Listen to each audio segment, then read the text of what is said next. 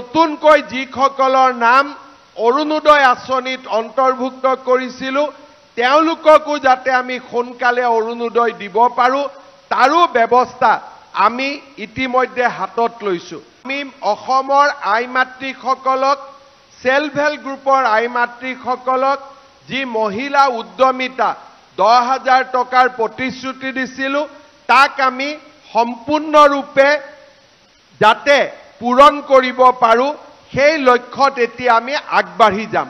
পঞ্চায়ত নিৰ্বাচনৰ সময়ত আমি আপোনালোকক প্ৰতিশ্ৰুতি দিছিলোঁ যে দালি নিমখ আৰু চেনি আপোনালোকক কম মূল্যত দিম।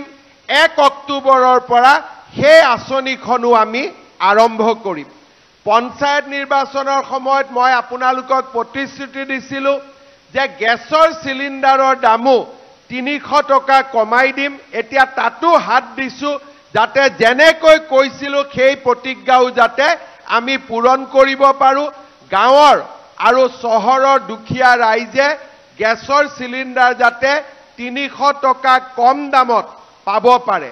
আৰু আমি নতুনকৈ যিসকলৰ নাম অৰুণোদয় আঁচনিত অন্তৰ্ভুক্ত কৰিছিলোঁ তেওঁলোককো যাতে আমি সোনকালে অৰুণোদয় দিব পাৰোঁ তাৰো ব্যৱস্থা আমি ইতিমধ্যে হাতত লৈছোঁ। মই ৰাইজক এটাই অনুৰোধ কৰিম যে আপোনালোকে আমাক সহযোগিতা কৰিব আৰু আমি আপোনালোকক যিয়েই প্ৰতিশ্ৰুতি দিছোঁ সম্পূৰ্ণ প্ৰতিশ্ৰুতি 100% আমি পূৰণ কৰিম আৰু অসমক আমি ভাৰতবৰ্ষৰ ভিতৰতে এখন বলিষ্ঠ আৰু সমৃদ্ধ ৰাজ্যলৈ আমি ৰূপান্তৰ কৰিম।